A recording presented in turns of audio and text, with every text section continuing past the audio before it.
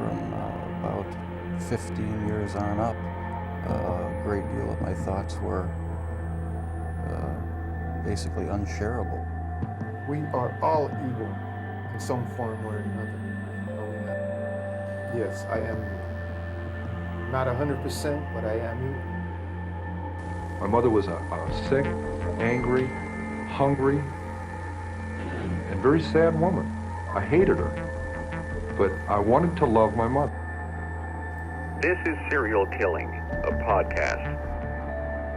Hello and welcome to Serial Killing, a podcast, where we also veer off the serial killer path to delve into other topics within our beloved true crime community. Special thanks to some of my patrons, of course: Katerina, Robert, Florence, Teresa, Sarah, Sophie, Nanette, two Emmas, Emily, Wannabe Sleuth, Gabrielle, Gaylin, Cassandra, Bree, David, Judy, and John.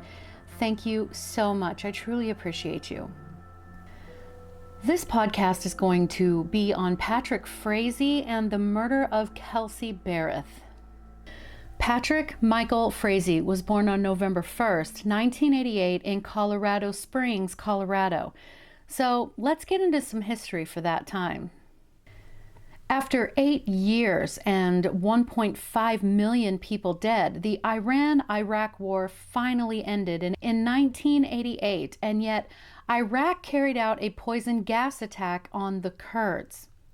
The Soviet Red Army withdrew from Afghanistan this year.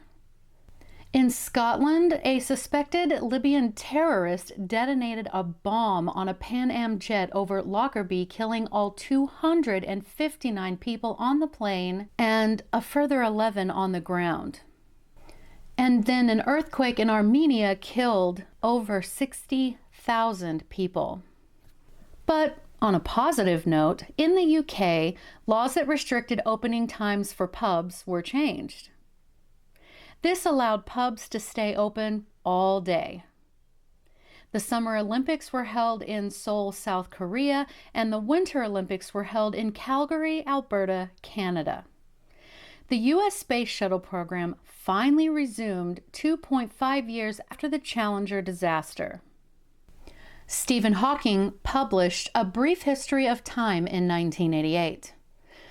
The first major computer virus infected computers connected to the internet even in its infancy days.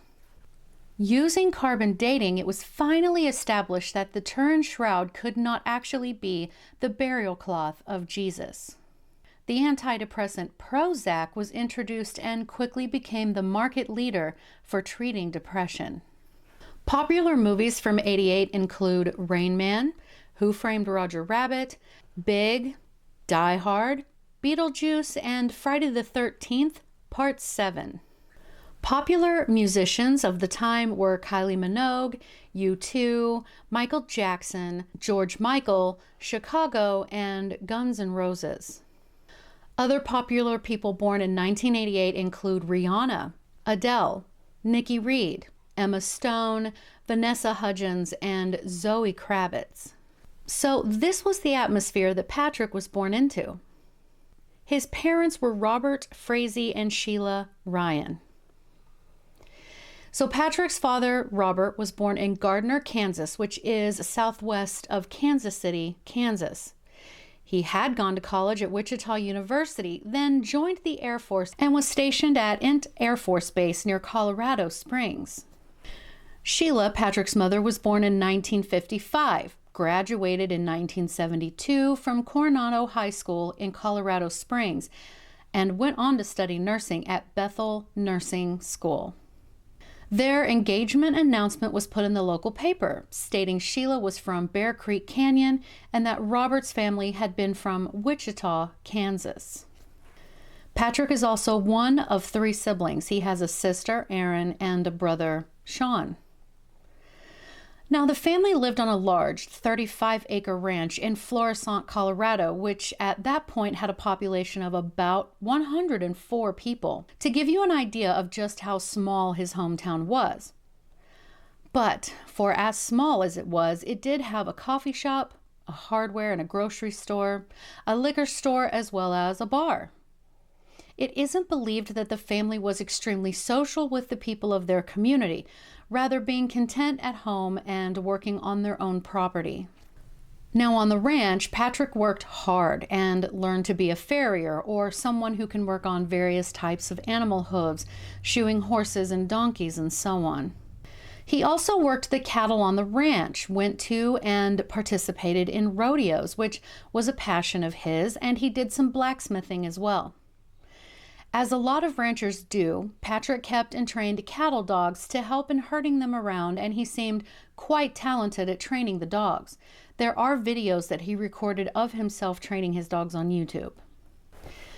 And there really isn't much of any information about his early childhood, his younger years, which leaves us to assume that it was standard, average. There was no mention of abuse or neglect. I'm sure much was expected of all three children to help maintain the ranch, but when you live on a farm, that's just how it goes. High school peers described him as a basic, nice guy, at least the ones who remembered him. Those that did said he hung out with other kids from a more rural part of the county. Patrick participated in 4-H and was just the typical, unassuming teen, though he was described as quiet and he kept to himself. He grew into a very tall and kind of handsome man, reaching 6'3" or nearly 2 meters tall. But Patrick loved his quiet existence, his labor-intensive life. So it sounds like Patrick was just a hardworking, well-respected country boy who graduated from Woodland Park High School in 2004. And that's all I have for his childhood and early life. This is a long and detail-oriented story, so suffice to say that I see nothing in his childhood, what little I could find, of course, that would indicate that he had any major traumas or injuries. I saw no indication that he was abused or neglected in any way.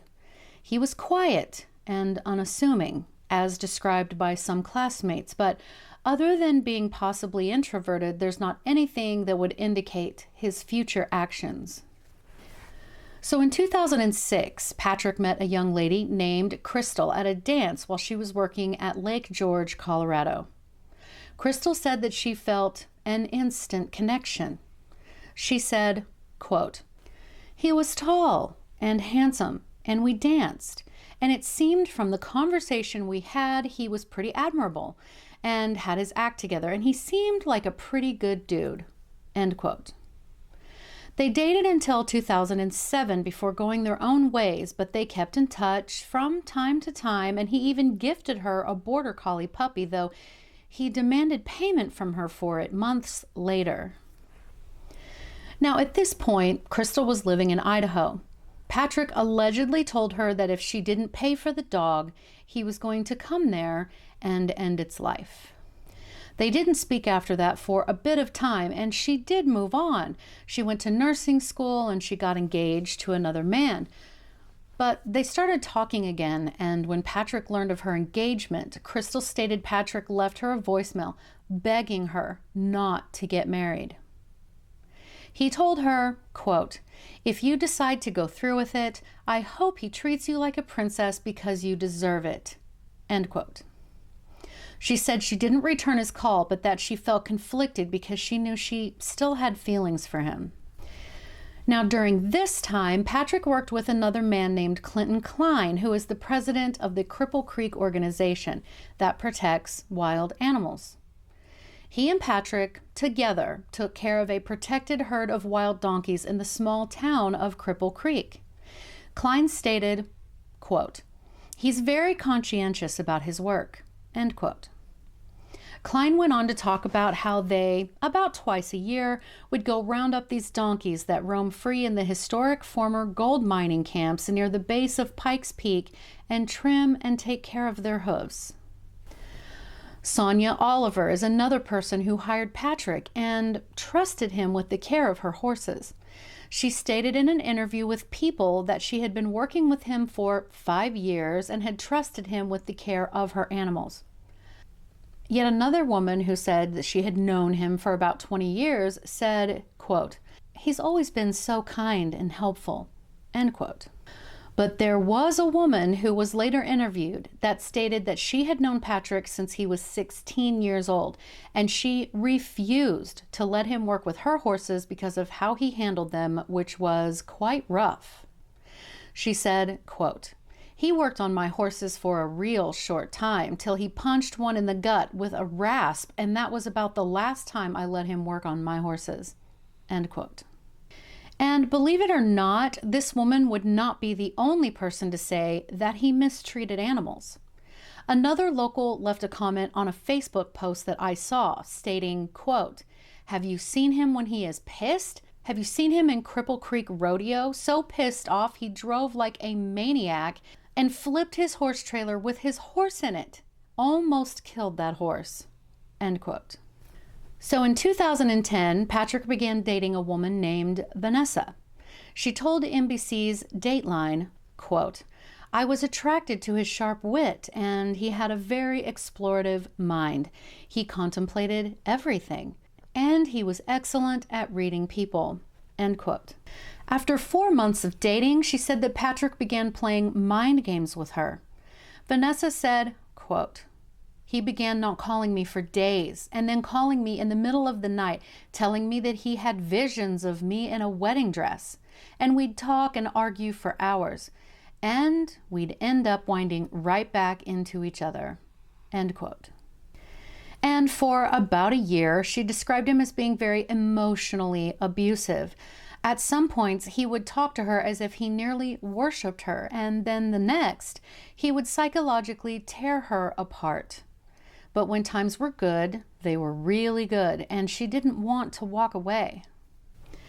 Vanessa said that she was aware of how popular Patrick was within his line of work, being a rancher and a farrier, but in private, she witnessed him abusing his own dogs. And then finally, after 4 years of dating, she sort of stumbled upon the criteria or symptoms that might indicate someone was a psychopath.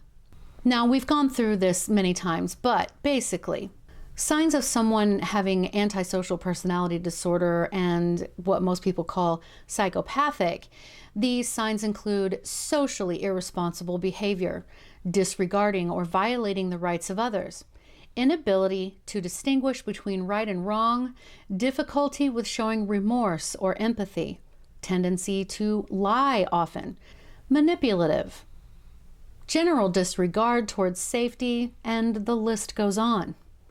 Side note, this doesn't mean that he was clinically psychopathic, but rather that she felt, based on her experience with him, that he fit the signs and symptoms.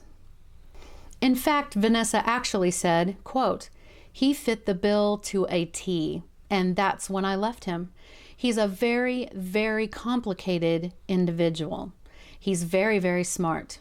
And like I said, he can read people really well. And he knew how to press people's buttons. He had no empathy for life. He is a monster." End quote. She ended their relationship in 2014. Now, during this time and the years since Crystal had gotten married, the duo had kept in sporadic contact via Facebook Messenger. In 2015, Crystal stated that her marriage was crumbling, and she and Patrick then started speaking on the phone. She had already planned a trip to Colorado in the near future. She had family there, so after the phone call and her trip, they met up and sort of began to pick up where they left off. Crystal stated, quote, "It was like nothing had changed. It was, say, that giddy feeling." End quote. She actually said that Patrick begged her to get her divorce and move to Colorado so that they could be together and start a family, but she had had 2 children with her husband and didn't want to leave them behind in Idaho. Then in early 2016, Crystal discovered she was pregnant with Patrick's child. She sent a photo of the positive pregnancy test to him, but he did not respond. So she called him, and his response to her was, quote, "I guess you're a baby killer or you're not." End quote. Now, this cold response actually upset her greatly, and she went and terminated the pregnancy. However, she did get divorced. But how did he so quickly go from begging her to come back to him and into his life to, well, giving her the cold shoulder? Well, my friends, that's because he had met another woman, 26-year-old Kelsey Berreth. It is documented that Patrick and Kelsey met on an online dating site 2 months prior to Crystal finding out she was pregnant. So let's learn a bit about Kelsey's background.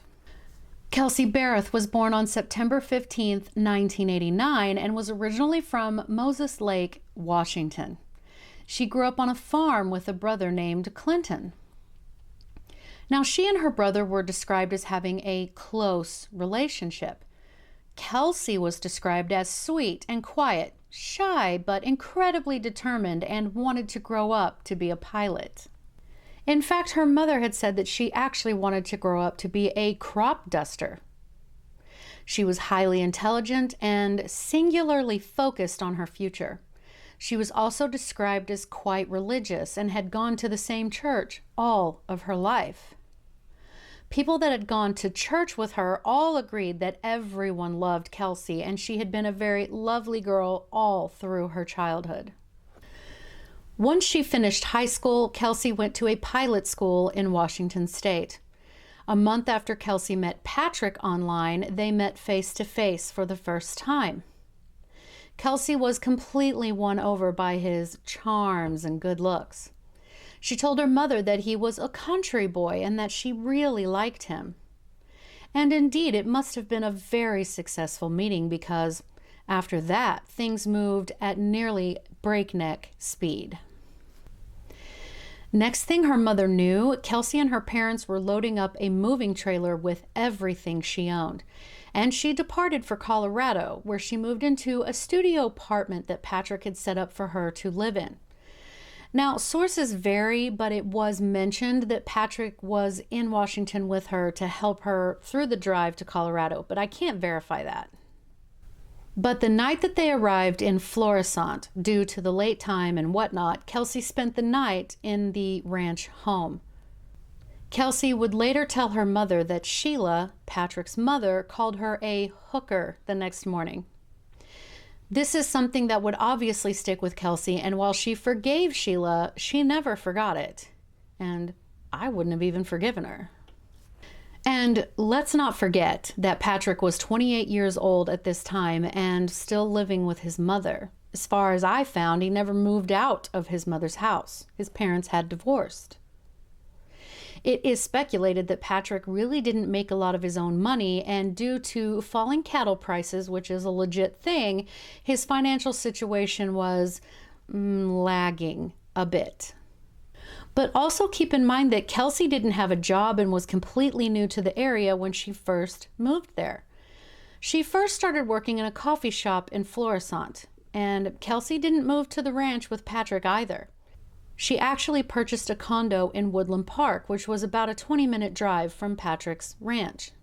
She then got another job flying, and she commuted to her job in Grand Junction. There she worked as a flight instructor at Falcon Air Force Base. She then took a position as a flight instructor at DOS Aviation in Pueblo, an hour drive from her condo, one way. But she loved her job. It was stated by her boss that she was, quote, incredibly diligent in taking her time, making sure that what is a thorough process was completed correct. I'm referring to grade sheet requirements, flight requirements, and it seemed like it was something as stressful as it was, and it's meant to be stressful, that it was handled well, end quote. She was actually highly regarded in her field by people that flew with her. She was described as cheerful, both in person and through text. So she and Patrick became engaged, and in February of 2017, Kelsey discovered that she was pregnant, and yet they didn't move in together. In October of 2017, they had their daughter, Kaylee. At this point, they were still living apart. It was stated that they had been looking for a house together, but things just kept getting in the way of them cohabitating, if you will.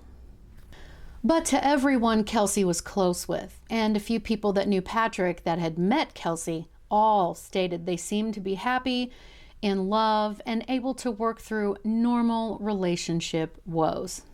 Now, Crystal had found out about Patrick and Kelsey's engagement and their daughter from a mutual friend, and she was shocked. At some point they spoke again, and Crystal told Patrick that she knew about his engagement and about his child. Patrick immediately began telling her that Kelsey was abusive to the baby and that he had tried to get Child Protective Services involved, but they had, quote, refused to step in, end quote.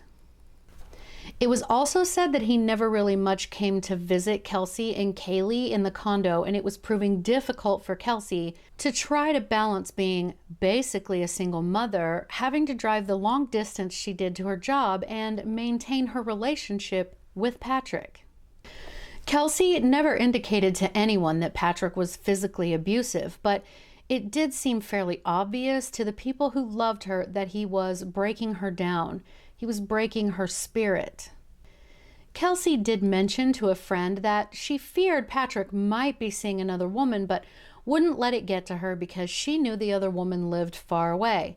Now, this other woman was quite obviously Crystal.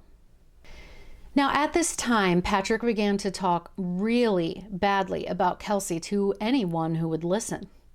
He told people that she was an unfit mother and that he was trying to get full custody of Kaylee, that Kelsey was bipolar, and that she had been in a drug rehab facility. In April of 2018, Patrick was working with a man that he had grown up with, moving bulls to another ranch. The man asked Patrick how life was going, and Patrick said, quote, "I figured out a way to kill her," end quote. The man said, "Don't even talk about things like that. Get that shit out of your head." The man said Patrick just grinned and said, quote, "No body, no crime, right?" The man was taken aback and told him to quit thinking about things like that. This same man later testified that he had met Kelsey when Patrick brought her to work with him to work cabs one day, and that she seemed very nice, but it was clear that she was inexperienced. He stated, quote, "He berated her horribly. He yelled at her, cussed at her, just terribly," end quote. Patrick also later told this man that he was having people spy on Kelsey because he was going to take her to court to get full custody of their baby girl. It was also during this summer in 2018 that Patrick was telling Crystal that he needed her to help him, quote, "take care of the problem," end quote, and he was referring to Kelsey, obviously. Crystal later testified that she knew he meant he wanted her killed. On 3 separate occasions, and keep in mind, he had completely convinced her that Kelsey was this horribly abusive and neglective parent. According to Crystal anyway, she made it as far as bringing a weapon with her and driving to Kelsey's house, but she could not go through with murdering her. She actually was told and attempted 3 times to murder Kelsey, and she backed out. When she told Patrick that she could not go through with it, he became livid.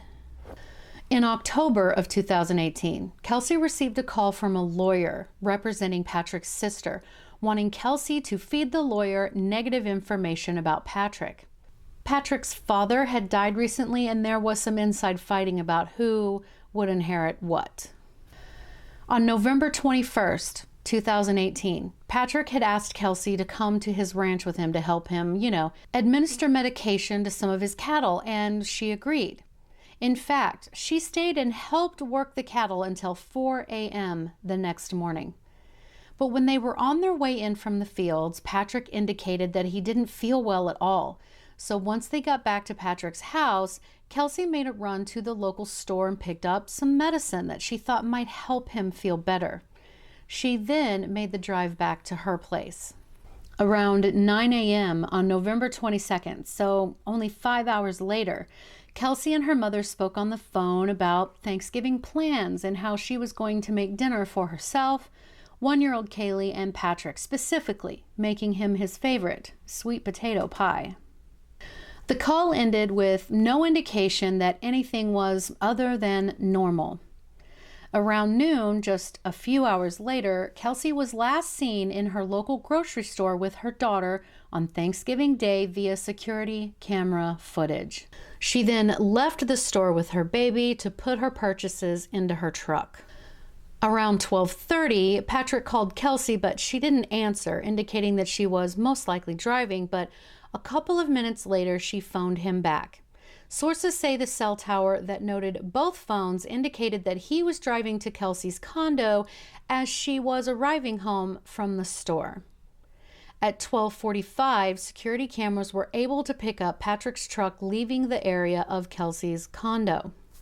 Now, Patrick stated that he had gone to Kelsey's home to pick up Kaylee to take her back to the ranch and spend some time with her, leaving Kelsey home alone.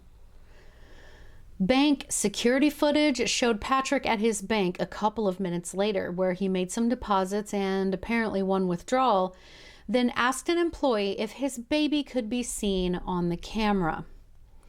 I'm making an assumption he was at the drive-through window of the bank, to which the employee told him, yes, Kaylee was visible. But what was also visible was a big black tote just hanging out in the back of the truck. And that big black tote just mysteriously was in a different position at 4:30 p.m., caught by even more security surveillance cameras because they're everywhere.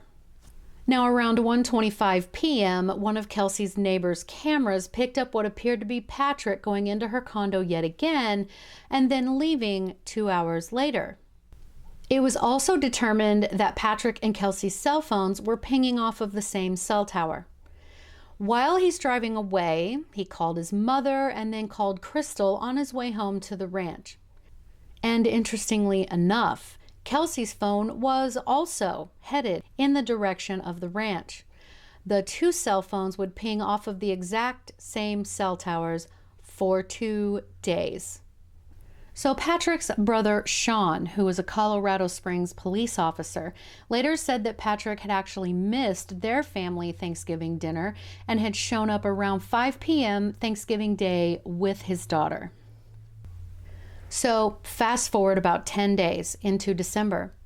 Kelsey's mother began to get very worried about her daughter because she had not heard from her since Thanksgiving morning.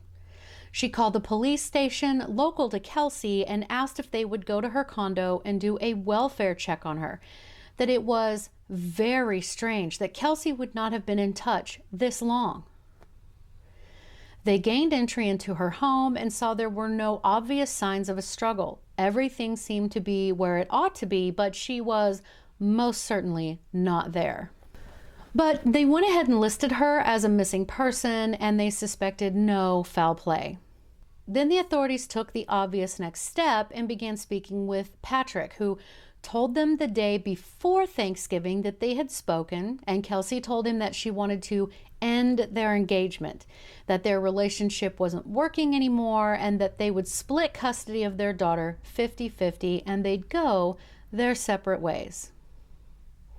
He told police that he had gone to her house to pick the baby up the next day on Thanksgiving, and he brought with him a few items that he had that belonged to her. The police did note that he didn't seem at all interested in where she was. Now, one of the items that he supposedly brought back was a gun that belonged to Kelsey that he told the police he had taken from her because she had been depressed and he thought that she might be having bad thought, which every acquaintance she had completely disagreed with. Police also spoke with her employer, who stated that she had sent a text to her boss saying she was going to take a week off of work, so they had not suspected anything otherwise. Police then looked into Kelsey's phone records and saw that on November 25th, she had sent Patrick a text during the window where she had been missing, but her phone had been clear over in Idaho. Curious. And, to be noted, Patrick never reported the mother of his child missing during any of that time either. So, police relay this information to Kelsey's mother, and the next day, December 3rd, her mother and brother flew from Washington to Colorado and went to the condo to find answers. They were able to get in and immediately felt something was off. First of all, it was very warm inside of the condo, warmer than Kelsey would have ever kept it. They found cinnamon rolls that she had baked Thanksgiving Day, still sitting on the counter, that were, at this point, rock solid. There was a rug or a mat in her bathroom that they knew she kept there, but it was missing. The fridge seemed to have streaks all on it as if it had been very recently wiped down. And then her brother discovered what he thought were blood droplets at the base of the toilet in her bathroom. They then found a few more drops elsewhere and immediately called the police. The detectives returned with help, and they used our true crime favorite, luminol, and that's when they found large amounts of blood in many places in the condo. Blood spatter. Dexter would have had a field day. On December 5th, Patrick went to his bank and asked the bank manager to give him the surveillance images of him being in the drive-thru on Thanksgiving so that he could prove his whereabouts on that day. The manager stated he was highly agitated and, quote, there was never any mention of Kelsey or concern about her whereabouts or welfare, end quote. On December 11th, Patrick showed up at a Woodland Park Verizon store asking if there was a way for him to change the PIN on a phone that he didn't actually have on him. He also asked the employee if someone could get information off of a phone that had been destroyed. The employee immediately became alarmed. On December 18th, the FBI began to search Patrick's property using backhoes to dig in sites they found pertinent to the investigation. They had aerial photos of a burned area on the property, black melted down material in the soil. Upon inspection, it was obvious there was black melted plastic on the ground. Sifting through the burnt ground produced a partial adult tooth, but didn't specifically connect it to Kelsey. Canine dogs were brought in that hit on the area, indicating human remains had been there, and also in Kelsey's home. So on December 20th, Patrick went to a farm where he was doing some shoeing for a woman's horses, and she began discussing Kelsey being missing, stating that she believed Kelsey would come back. She later testified that he replied with, quote, "Oh, she's never coming back," end quote. This same witness stated that before Kelsey's disappearance, he had told her that he wished Kelsey was gone so he could raise Kaylee with someone else. Also on this day, Patrick spoke with another work associate that he was rather shocked that Kelsey's disappearance had gained so much national attention so quickly.